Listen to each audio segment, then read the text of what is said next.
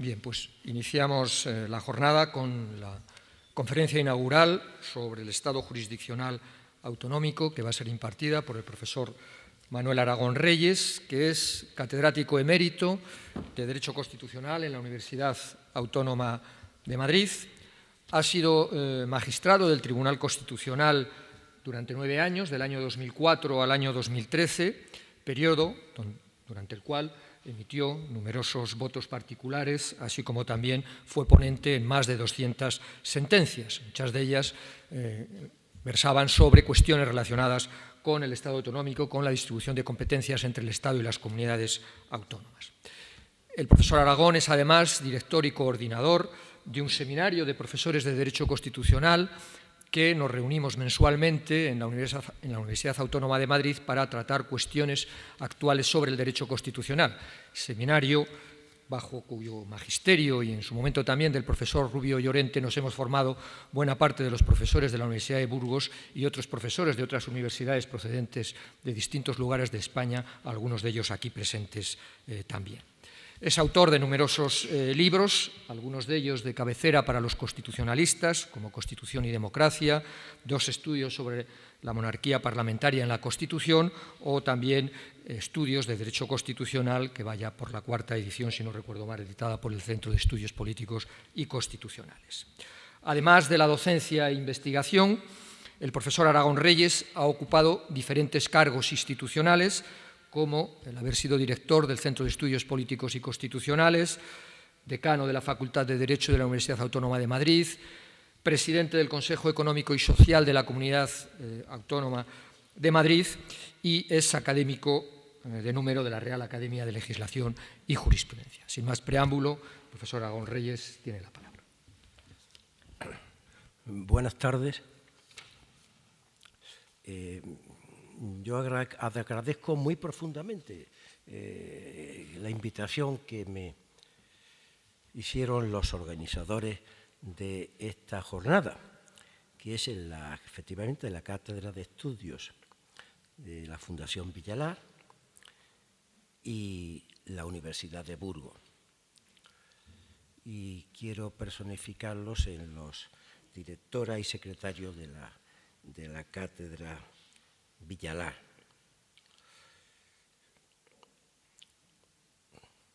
Por un lado, doña Cristina Borreguero, que me ha dado una enorme alegría hoy al mediodía cuando me ha enseñado su último libro. Yo soy un gran aficionado, no soy un profesional, a la historia moderna. Y la verdad es que voy a leer con fruición ese libro sobre la guerra de los 30 años. En el fondo, una guerra civil europea, y que tanta influencia tuvo, que tanto sello dejó para bien y para mal en la Europa posterior, a partir de entonces. Así es que felicidades y enhorabuena por esa obra tan estupenda. ¿Y qué voy a decir de Luis Esteban Delgado del Rincón? Él se ha referido a que yo tengo una especial vinculación con el derecho constitucional de esta facultad. Y no es la primera vez que vengo y estoy muy contento de estar aquí con él y con todos los demás miembros del área.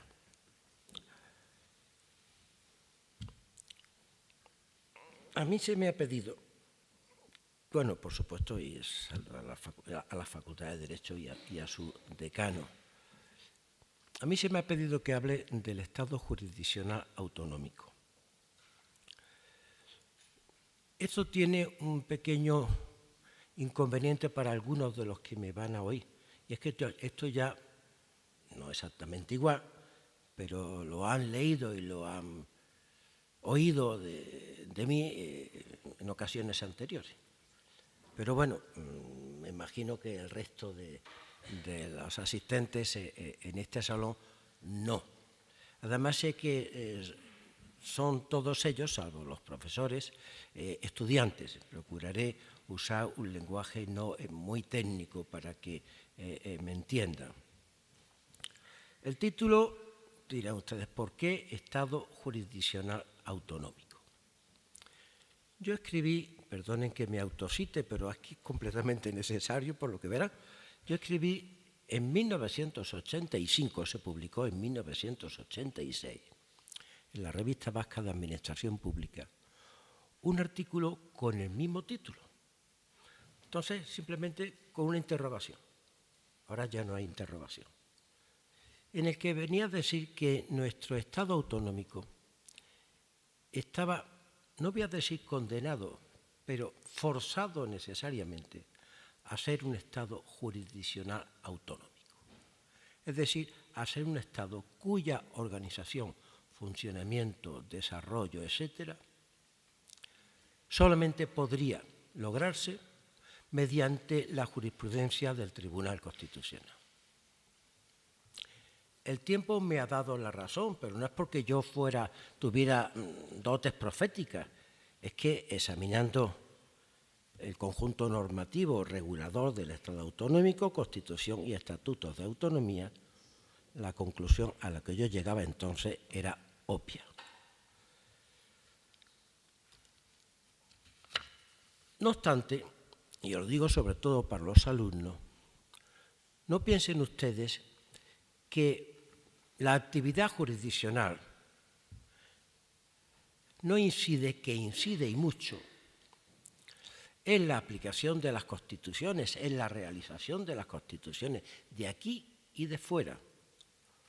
Una constitución rige, entre otras cosas, porque hay tribunales que la aplican. Y al aplicarla, la concretan, la interpretan. Sin la actividad jurisdiccional, la Constitución no podría vivir. Un buen ejemplo de la importancia de la actuación de los tribunales, a su cabeza de los tribunales constitucionales, en el desarrollo, en la realización de la Constitución, la tenemos muy cerca. Hoy los derechos fundamentales en España rigen perfectamente y tienen la capacidad de protección que tiene, gracias sobre todo a la jurisprudencia del Tribunal Constitucional desde sus primeros momentos sobre la naturaleza y eficacia de los derechos fundamentales.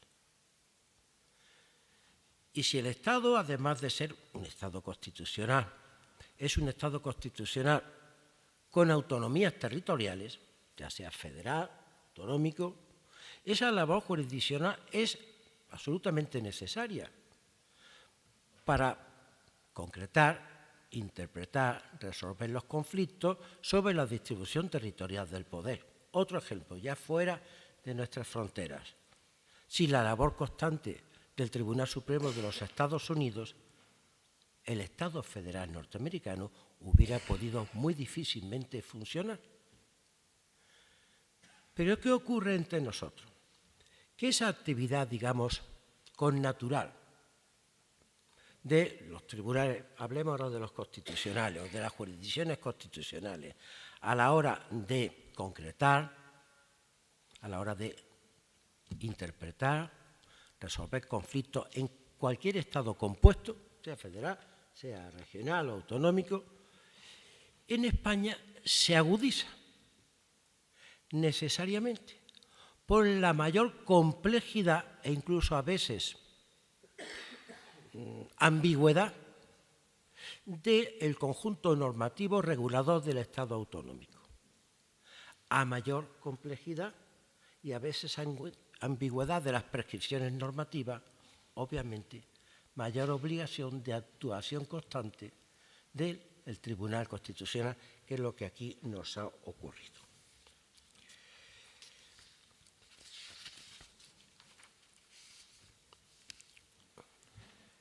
Es cierto que nuestra Constitución, efectivamente, nuestra Constitución tiene un determinado conjunto de reglas y principios ordenadores del Estado autonómico. Yo nunca he sido de la opinión de algunos colegas que pensaban que nuestro Estado autonómico está desconstitucionalizado.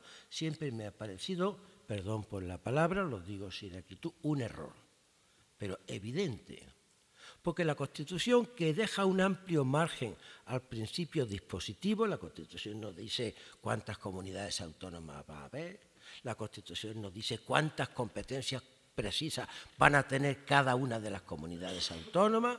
Nuestra Constitución dejaba abierto el desarrollo autonómico a la posibilidad de un Estado con igualdad competencial, a un Estado con asimetrías fuertes competenciales, a un Estado con parte de autonomía política, parte de autonomía administrativa. O sea, dejaba mucho espacio al principio dispositivo. No obstante, nuestra Constitución sí contiene unas bases constitucionales del Estado autonómico, en su artículo 1, en su artículo 2, en su artículo 37, y además unas reglas que han de ser tenidas en cuenta a la hora del reparto competencial, artículos 148 y 149.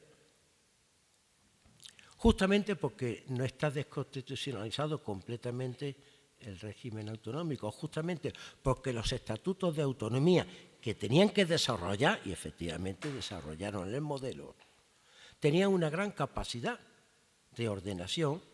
Justamente por eso esos estatutos de autonomía tienen límites constitucionales que no pueden transgredir. Cualquiera que hubiera sido el modelo concreto de Estado compuesto al que por obra del llamado desarrollo autonómico, estatutos de autonomía, se hubiera llegado, había límites que esos estatutos, cualquiera que hubiera sido el camino que se hubiera seguido, no podían traspasar. Por eso es posible que el Tribunal Constitucional controle la constitucionalidad de los estatutos de autonomía. Si no hubiera prescripciones constitucionales que limitan a los estatutos de autonomía, el Tribunal no podría controlarlos. Esto es así de sencillo. Pero nuestra Constitución, a partir de esas bases, que no son muchas, dejaba una gran apertura a los estatutos. Me refiero ahora a las bases constitucionales de la distribución competencial, artículos 148 y 149.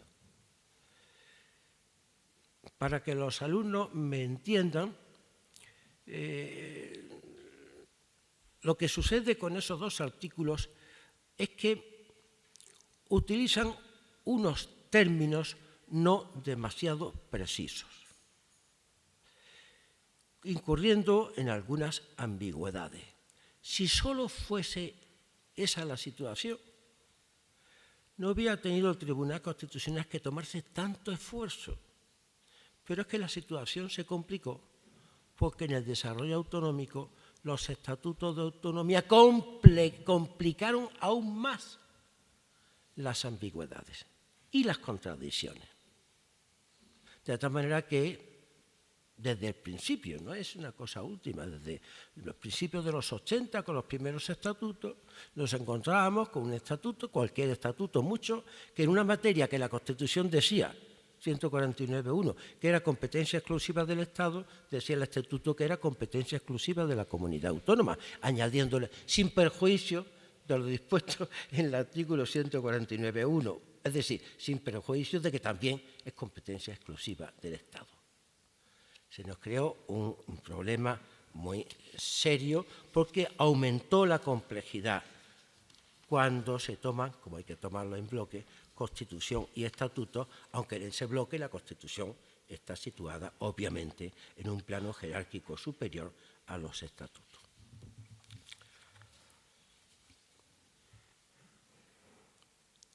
Eso ha hecho que sin el Tribunal Constitucional el Estado autonómico no hubiera podido funcionar. El Tribunal Constitucional, a golpe de sentencia, poco a poco ha ido concretando lo que estaba muy abstracto, intentando resolver las contradicciones, intentando darle claridad a lo que parecía ambiguo, es decir, poniendo orden en la distribución competencial, sin lo cual hubiera sido imposible que efectivamente el Estado autonómico hubiera funcionado con eficacia.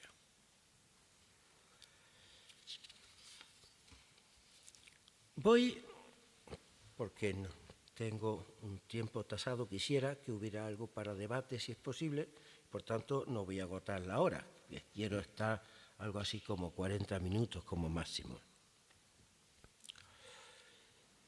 Si ustedes a esto que acabo de decir le añaden que a la hora de leer cualquiera de ustedes el artículo 149.1, donde están las competencias exclusivas del Estado, y lo ponen en conexión con el 149.2 y 3, se darán cuenta que en el 149.1, en los diversos apartados de ese precepto, competencias exclusivas del Estado sobre tales materias, en la inmensa mayoría de esas materias, lo que se le atribuye al Estado son las bases, la legislación básica, las normas básicas, las bases, no la regulación completa de la materia. De tal manera que los estatutos de autonomía pueden atribuir a la comunidad autónoma el desarrollo de lo básico, el desarrollo de las bases. Esta forma de distribuir internamente las competencias entre bases y desarrollo crea problemas, sobre todo si las materias sobre las que se proyecta son, como pasa en el 149.1.1, la inmensa mayoría, y entre ellas de las más principales para la acción estatal: economía, hacienda, industria, energía, medio ambiente. Bueno. El Tribunal Constitucional, por tanto, ha hecho una labor que, en términos generales, aunque yo soy parte, digo porque estuve en el Tribunal Constitucional, pero los digo a ustedes porque está reconocido por la doctrina. El libro, por ejemplo, de Fernández Farreres o las palabras iniciales de Enterría en su día, ya en el año 81. El Estado autonómico va a jugarse su destino en el Tribunal Constitucional, dijo literalmente. Es verdad, está reconocido que la labor del Tribunal Constitucional ha sido, por un lado, muy positiva en términos generales, se puede disentir de algunas sentencias, ya verá como yo haré también algo de crítica, no en el periodo en que yo estuve. En el periodo en que yo estuve solamente haré crítica a una sentencia si yo en el Boletín Oficial del Estado, en un voto particular, he hecho pública esa crítica. Si no, por lealtad institucional, obviamente no lo haré, porque yo he contribuido a esa sentencia. En términos generales, ha sido una labor muy positiva y absolutamente necesaria. Son las dos partes de la Constitución en las que el Tribunal Constitucional ha sido el gran protagonista, en la eficacia de los derechos fundamentales. No hay más que pensar, ustedes son alumnos, pero sí saben lo que les voy a decir, en la tutela judicial efectiva del artículo 24. De ahí ha sacado el Tribunal Constitucional una verdadera piña de derechos procesales. El derecho procesal actual ha sido realmente construido por el Tribunal Constitucional a través de las garantías del proceso. Bueno, en derechos fundamentales y en Estado autonómico, la labor del Tribunal ha sido cuantiosa y yo creo que en sentido general muy positiva. Para explicarles brevemente y de manera resumida la doctrina del Tribunal Constitucional sobre el Estado autonómico, me voy a dividir la interpretación del Tribunal en dos partes. Lo que yo llamo interpretación general del Estado autonómico y lo que yo también llamo interpretación específica del Estado autonómico. Veamos la interpretación general. ¿Qué podemos destacar de lo que llamo interpretación general? Y la llamo general porque interpreta, digamos, el sistema, interpreta los grandes conceptos, interpreta las bases del Estado autonómico. Pues primero, la definición del modelo de Estado resultante de la Constitución y de los estatutos. Nuestra Constitución no llama a nuestro Estado ni Estado autonómico ni Estado federal, no lo llama. Únicamente dice en el artículo 2 que se garantiza la autonomía de las nacionalidades y regiones. Y después se refiere en el título 8 a las comunidades autónomas, pero no lo califica. No hace falta. No piensen ustedes que eso es un defecto grave. La Constitución norteamericana nos llama a los Estados Unidos Estado federal y fue la Constitución que fundó el federalismo. La definición del Estado se puede obtener perfectamente interpretando el texto constitucional en el que ese Estado se regula. Pero tenía que interpretarlo el Tribunal Constitucional, cuando ya ese Estado autonómico se ha puesto en marcha, es decir, después de la primera jornada de estatutos que terminó en el año 83. Esa jurisprudencia definiendo el modelo, que ya podemos llamar, y el tribunal se ha referido a esa definición, Estado autonómico, definiendo el modelo, es una jurisprudencia dispersa, muy dispersa, primero hasta 2006, a través de diversas sentencias que resolvían casos, y al hilo de esos casos el tribunal iba adoptando decisiones que venían un poco a definir, sin decirlo así, el Estado autonómico. Pero sobre todo se sistematiza en la sentencia 147-2007, Estatuto de Autonomía de Valencia, 103-2008, Ley Vasca de Consultas Públicas, y sobre todo el 31-2010, la gran sentencia, y grande por su extensión y por su importancia, sobre el Estatuto de Autonomía de Cataluña, o el nuevo Estatuto de Autonomía de Cataluña. Y viene a decir que tenemos un Estado autonómico, un Estado ya definido, un tipo de Estado compuesto, y añado yo, esto no es la jurisprudencia del tribunal, un Estado que no tenemos por qué pensar que es una anomalía que deberíamos de subsanar, porque es que en el modelo occidental no haya otro Estado autonómico. Los italianos se aproximan, pero no es igual, ¿no? Creo que tiene sus virtudes también. En el fondo, como se ha dicho bien, es uno de los rostros del federalismo. Hoy no hay estados federales que sean iguales, pero ofrece, a mi juicio, incluso mayor capacidad de flexibilidad que la imitación simplemente de cualquier otro estado federal de nuestro tiempo. La segunda línea en esta interpretación general era la de la aclaración de los títulos competenciales. No la distribución, no, la aclaración de los títulos competenciales. Y eso también se ha hecho poco a poco, desde el año 1981, pero se sistematiza muchísimo en la sentencia 31-2010, la sentencia sobre el Estatuto de Autonomía de Cataluña. Creo que la doctrina del tribunal ha sido acertada en la mayor parte de los títulos que ha tenido que analizar e interpretar, de los títulos competenciales a favor del Estado. Creo que ha sido acertada, por ejemplo, en el título transversal más importante, el 149.1.13, haciéndole decir lo que el artículo 149.1.13 literalmente no dice. No se extrañen, esto no es un activismo judicial exacerbado por lo que les voy a decir. Pues el artículo 149.1.13 le otorga al Estado la planificación general de la economía. Pero 1978 era un tiempo donde todavía se hablaba de planificación económica. Con ese título un Estado no tiene suficiente para dirigir la política económica en una situación además de globalización económica y de integración en la Unión Europea. Y hizo el Tribunal Constitucional lo mismo que hizo el Tribunal Supremo norteamericano. Bueno, hizo menos de lo que hizo el Tribunal Supremo norteamericano, que de la cláusula de la Constitución de que era competencia del Congreso, competencia federal, el comercio entre los Estados, interpretó ahí que el Estado federal tenía competencias para dirigir la economía general de la Federación. Y eso es lo que ha hecho el Tribunal. Interpretar que este título lo que significa es que pertenece al Estado la dirección general de la economía. Eso ha sido muy importante. O del 149.1.18 sobre las bases del régimen jurídico de las administraciones públicas, que le ha servido al Tribunal, yo creo que lo ha hecho muy bien, para potenciar, por un lado, la capacidad reguladora, reguladora del Estado respecto de la totalidad de las administraciones públicas, y potenciar también al mismo tiempo la capacidad de autogobierno de las administraciones públicas autonómicas.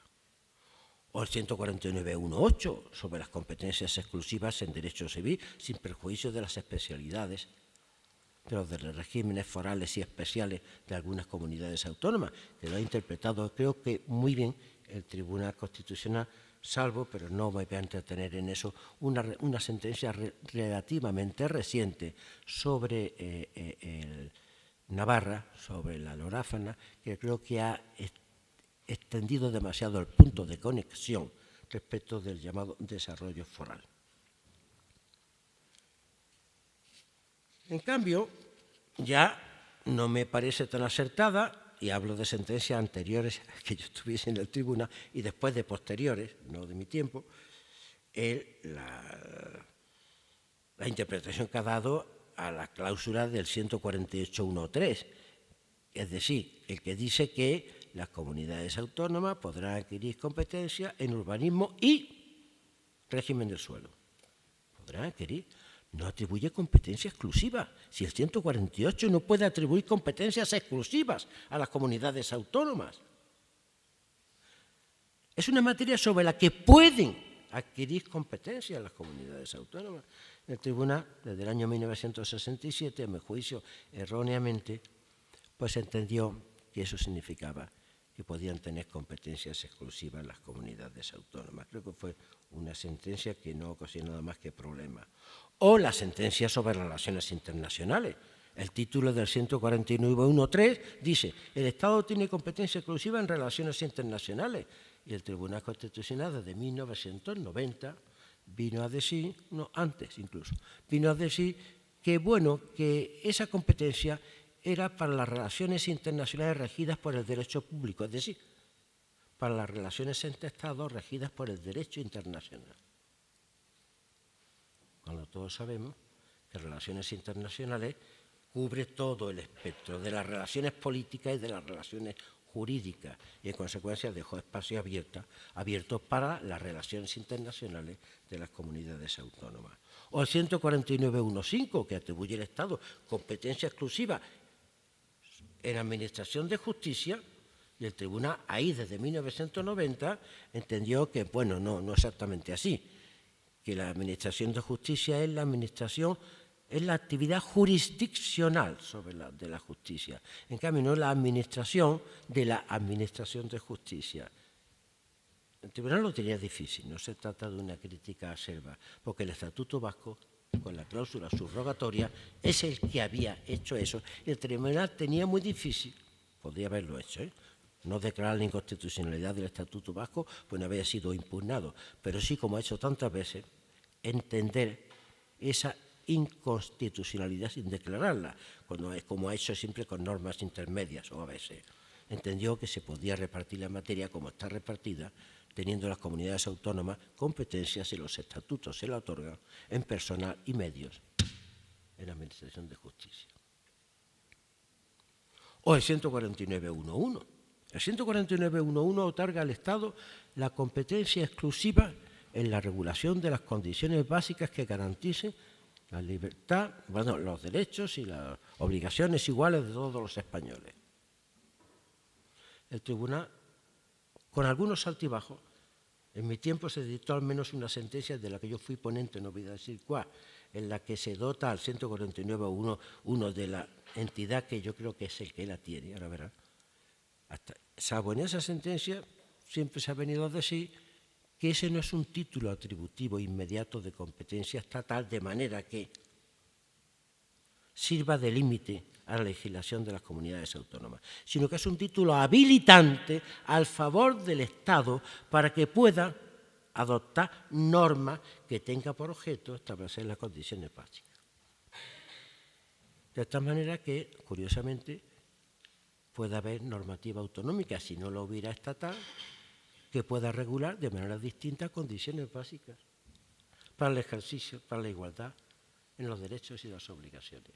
Realmente es una cierta contradicción con lo dispuesto en el artículo 139.1.1 de la Constitución, que garantiza que los españoles tienen iguales derechos en cualquier parte del territorio, cualquiera que sea el lugar en que se encuentren. Y por último, soy crítico también en esto. Creo creo que en un voto particular mío apuntaba mi disentimiento con este entendimiento, con el entendimiento que el Tribunal Constitucional ha tenido del artículo 81. El artículo 81 de la Constitución es el que viene a decir que los derechos y otras materias, hablo ahora de derechos, el Estado es el único que puede desarrollar los derechos fundamentales y regular otras materias a través de leyes orgánicas. O mejor dicho, que solo las leyes orgánicas, y no hay más leyes orgánicas que las del Estado, pueden regular determinadas materias. El Tribunal se ha negado a entender que esto es una cláusula atributiva de competencia porque no está en el 149. Como saben ustedes muy bien, las interpretaciones puramente topográficas de las normas no son las definitivas. Esto es una cláusula atributiva de competencia, aparte de una reserva y aparte de una cláusula de procedimiento. Pero es una cláusula atributiva de competencia. Si solo el Estado puede dictar leyes orgánicas y solo las leyes orgánicas pueden hacer eso, pues significa que solo el Estado puede hacerlo. Obviamente, eso no. Pero bueno, estos son peccata minuta, porque estos son, digamos, no coincidencias que yo tengo, no otros, con la doctrina del Tribunal, pero que en todo lo demás ha sido una doctrina muy acertada y sobre todo en lo que ahora viene. Interpretación específica. ¿A qué hora empecé?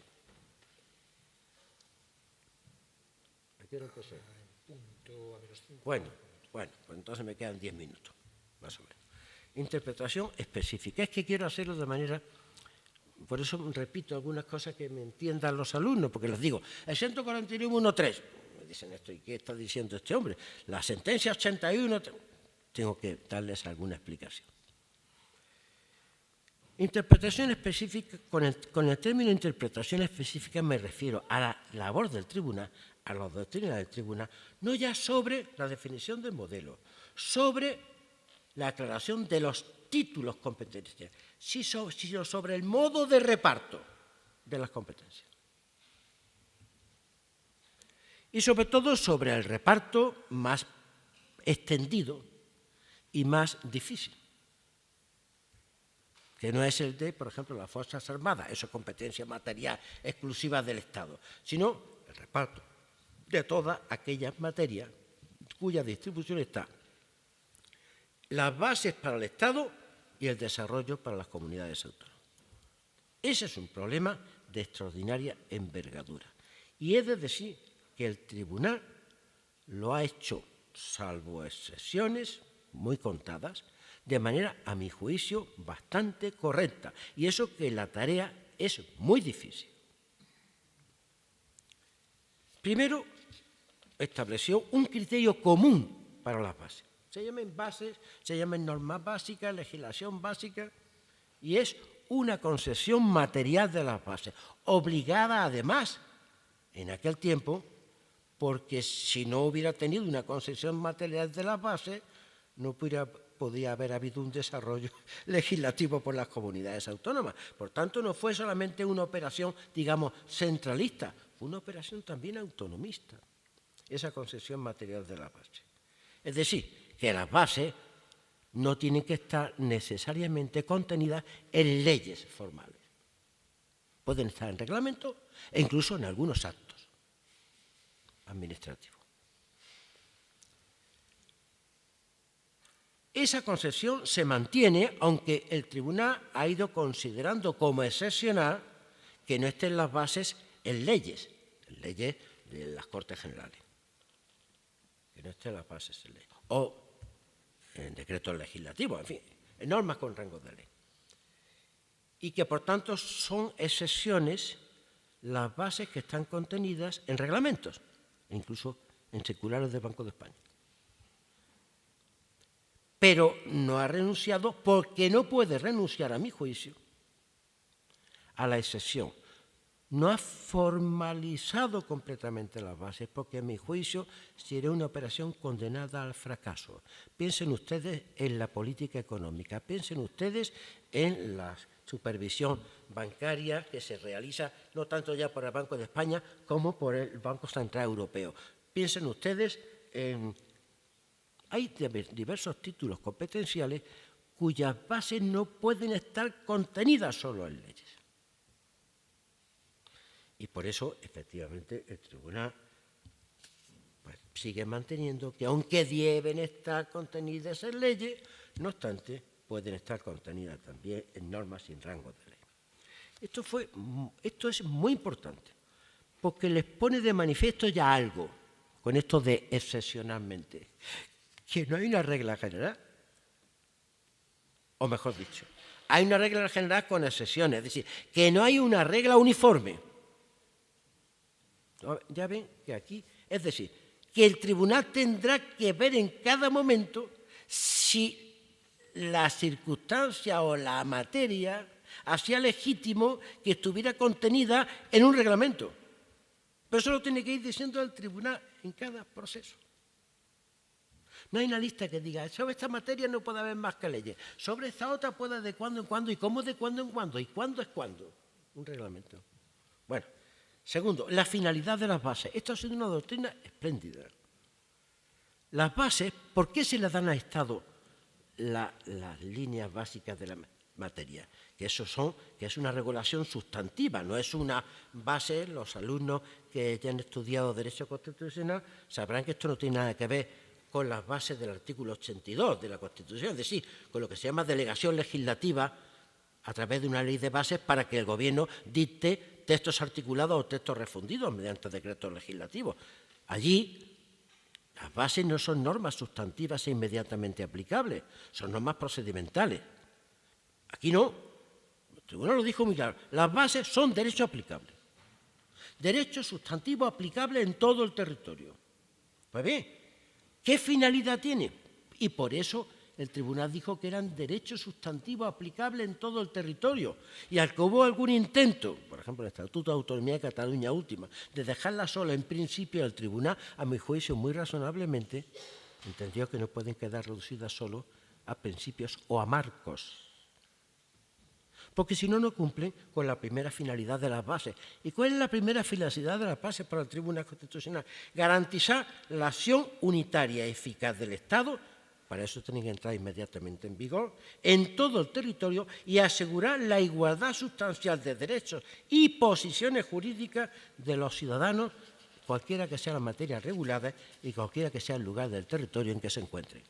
Claro, para eso tiene que ser derecho sustantivo. Si no, esa finalidad no se cumple. Al mismo tiempo, el tribunal, con carácter general, dirá que las bases no deben agotar la materia, porque si agotan la regulación de la materia, la comunidad autónoma se queda sin la competencia de desarrollo de las bases. Ahora bien, esto de no deben agotar la materia no es una fórmula matemática. Depende, ¿no? Ahora viene el depende. El tribunal, sobre esto último, las bases no deben agotar la materia. Tiene una doctrina que yo creo que no ha sido suficientemente comprendida, por no decir alabada. Pues no vamos a echar demasiados piropos. Pero es muy importante porque el tribunal ha dicho la densidad normativa de sí, la capacidad reguladora de extender la regulación a todos los detalles. La densidad normativa de las bases es una densidad normativa variable. Variable. No puede estar proclamada para todas las materias y para todo el tiempo. Es variable en función de la realidad social y económica de cada tiempo. Puede ser, por tanto, carácter móvil, revisable de las bases según las circunstancias del tiempo y también en función de la importancia de la materia en orden a la finalidad de las bases. Recuerden, eficacia de la acción del Estado e igualdad de derechos y posiciones jurídicas, no solamente derechos. Por ello, en alguna submateria, ha dicho el tribunal, o aspecto de una materia, lo básico puede llegar incluso a agotar la regulación, una especie de regulación uniforme. Y eso se ha venido reiterando en muchas sentencias y se hizo realidad en la sentencia 134/2017 sobre asistencia y prestaciones sanitarias respecto de una norma del País Vasco. ¿Qué significa esto? Pues significa, miren ustedes, que esto es muy complicado, así hablando para que me entienda, que el tribunal en cada momento va a decir, esta normativa básica ha excedido de lo básico y ha dejado sin materia de desarrollo a la comunidad autónoma. Y en otras dirá, no, esta normativa básica, aunque deja poco desarrollo, no es inconstitucional, porque la materia que regula es de tal importancia para la acción estatal, digamos, homogénea, y para la igualdad de derechos, es tan vital que eso habilita el que el Estado pueda tener mucha más densidad de normación. E incluso que respecto de un concreto punto de la materia o de la submateria, puede haber una regulación general, uniforme, completa. Y ahí no tener la comunidad autónoma de desarrollo. Claro, esto, ¿te dan ustedes cuenta de lo que esto significa? Que en cada momento el tribunal va a tener que ir revisando las bases, que no son algo puesto para siempre. Si teníamos en cuenta eso y tenemos en cuenta las distintas circunstancias económicas, crisis económica o no, etcétera, que en cada momento subsista, que pueden hacer que se ensanche o se contraiga la capacidad válidamente constitucional de regular lo básico por el Estado. Es decir, el Tribunal Constitucional es la distribución interna, es la distribución de competencias entre el Estado y las comunidades autónomas, fuertemente, mayoritariamente regida por la distinción base-desarrollo. Está adoptando y tendrá que adoptar, mientras la Constitución y los estatutos existan como están, una constante función de componer y recomponer el ámbito de lo básico, es decir, de componer y recomponer la distribución de competencias. No digo de componer y recomponer de manera global, de manera general, pero de estar remendando. Hoy se dice mucho coser, desde que creo que fue la presidenta de Andalucía, dijo que había que coser, no sé qué costura, todo el mundo está cosiendo, ¿no? Todo el mundo está cosiendo y cocinando, ¿no? Bueno, pues aquí ni cocina ni coser. Aquí el tribunal es que está constantemente, es decir, no puede haber una doctrina que digamos ya permanente, una doctrina para el futuro sobre los distintos aspectos de la normativa básica, porque las bases son inevitablemente móviles e inevitablemente revisables por el tribunal. Usted dirá, bueno, pues efectivamente el tribunal es el agente principal del funcionamiento del Estado autonómico desde el punto de vista del derecho. Los agentes principales son los políticos y las instituciones políticas, pero del derecho. O sea que recae inevitablemente sobre las espaldas del tribunal el mantenimiento con eficacia del Estado autonómico. ¿Puede haber algún remedio a esto? ¿Podemos llegar a una solución en la que no recaiga tanto sobre las espaldas del tribunal la composición y recomposición a fuerza de sentencia de estos asuntos del Estado autonómico? Pues sí, teóricamente sí. Se han propuesto pues algunas soluciones de reforma constitucional.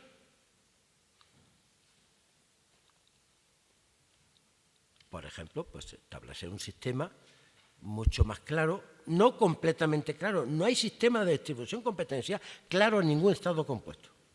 Por eso en todos ellos es necesaria la actividad jurisdiccional, pero más claro que el que tenemos de distribución de competencias, con menos apelación posiblemente a bases de desarrollo, dejarlo solamente para las materias completamente transversales, es decir, mediante la reforma constitucional. Pues sí, teóricamente sí. Por tanto, es plausible que mediante una reforma constitucional se pueda descargar un poco esta inmensa tarea que el tribunal está realizando, ha realizado y seguirá realizando, ¿sí, no? El problema es que si se dan las condiciones para una reforma constitucional. Una reforma constitucional requiere de una serie de condiciones para poderse llevar a cabo con éxito, es decir, para mejorar el Estado y no para empeorarlo, para mejorar la Constitución y no para empeorarla, para mejorar la convivencia y no para empeorarla, como es obvio. Porque la reforma constitucional está para mantener la Constitución, para mejorarla, mantenerla. Y además, las constituciones se reforman, y por tanto, la nuestra tiene previsto su posibilidad de reforma. ¿Por qué no? Ahora, entre esas condiciones hay uno que yo llamo prerequisito de la reforma. No requisito, prerequisito de la reforma. Y es que los actores políticos principales del sistema estén de acuerdo en que la reforma de la Constitución está para mantenerla y no para destruirla. Eso enlazaría con el problema de las cláusulas de intangibilidad, que no es el caso de simplistas o no, etcétera, pero creo que ese prerequisito, aquí con cláusulas y sin cláusulas de intangibilidad, es claro a mi juicio, en una buena teoría de la Constitución. La reforma está para mantenerla, no para destruirla. Después, entre los requisitos, no ya prerequisitos, está la necesidad de un consenso político, obvio, no solamente por exigencia de las mayorías constitucionalmente previstas, sino también por exigencia de que la Constitución sea la reformada como fue la primera, no con el mismo grado del 90 y tantos % de votos, no se trata de eso, pero como fue la primera, una Constitución de todos, no de una parte, no de una ideología, sino de todos para que dure. Se requiere una situación de una relativa calma política, porque si no, la apertura de un proceso de reforma puede abrir por completo lo que algunos llaman el melón constitucional, por lo menos en el debate, y someter el país a un debate profundo sobre cosas que no es conveniente debatir con ligereza, que son las grandes líneas de nuestra democracia constitucional, monarquía parlamentaria, unidad del Estado, etcétera. Es decir, en situaciones donde hay enfrentamientos, no solamente entre los partidos del sistema y partidos antisistema, no solamente entre los partidos que defienden que España siga unida y quienes quieren romperla, no, sino incluso en el interior de los partidos llamados constitucionalistas, donde la noción de smithiana de amigo-enemigo se ha convertido en la clave de la lucha política. Desgraciadamente, no es el momento de la reforma. Es el momento de pensar intelectualmente, académicamente en la reforma. No es el momento de la reforma. Es obvio que no es el momento de la reforma. ¿Qué necesitamos ahora? Defender la Constitución. Es el momento de la defensa de la Constitución. Más que achacar a ella la raíz de un proceso de desintegración que en realidad no se debe a defectos de la Constitución, aunque los tenga, sino a su inadecuada aplicación política y jurídica durante muchos años. Más que eso, lo que hay que hacer ahora, que estamos en el 40 aniversario, es defender a nuestra Constitución, que ha dado a España 40 años de paz, libertad, progreso y prosperidad. Pese a que hayamos tenido algún problema, y últimamente tenemos uno realmente muy importante, que a mi juicio no obedece a defectos de la Constitución, sino a su mala práctica política por parte de casi todos los partidos del sistema y por parte de las élites. La cosa sería bastante largo de desarrollar. Mientras no se den las condiciones, no hay que iniciar reformas de la Constitución. Incluso hay un partido que dice que cualquier reforma, por mínima que sea, va a ser sometida a referéndum. Y como tiene más del 10% de los votos del Congreso, tenemos asegurado el referéndum. Yo es que soy muy poco amigo del referéndum, los que la Constitución establece y nada más. Obligatorio, los que la Constitución establece como obligatorio y nada más. Pero bueno, ya vendrá después el tiempo de las reformas constitucionales que llegará. Pero con algo, claro, que deben tener ustedes los alumnos que lo sepan. No se puede pretender tener una Constitución perfecta. No hay Constitución perfecta. La Constitución tiene que ser útil. Por tanto, no hay que mejorar por perfeccionar, solamente hay que reformar si efectivamente es necesario y cuando las circunstancias lo permitan. El día que esto se haga, pues efectivamente, entre las reformas debe estar una mejor regulación del Estado autonómico. Claro que sí. Sobre todo del título octavo, que hay normas obsoletas, y sobre todo de la distribución de competencias, y sobre todo incluir principios de financiación autonómica. Me refiero a reformas sobre el Estado autonómico. Sí, por supuesto. Para que así, a lo mejor un día podamos pasar del Estado jurisdiccional autonómico al Estado constitucional autonómico. Y entonces podamos despedirnos no de la jurisdicción sobre la autonomía, sino del Estado jurisdiccional autonómico, agradeciéndole vivamente los servicios prestados hasta ahora. Y ya está. He intentado ser reiterativo, explicativo y que me entiendan todos. Y si no, pues lo siento. Muchas gracias.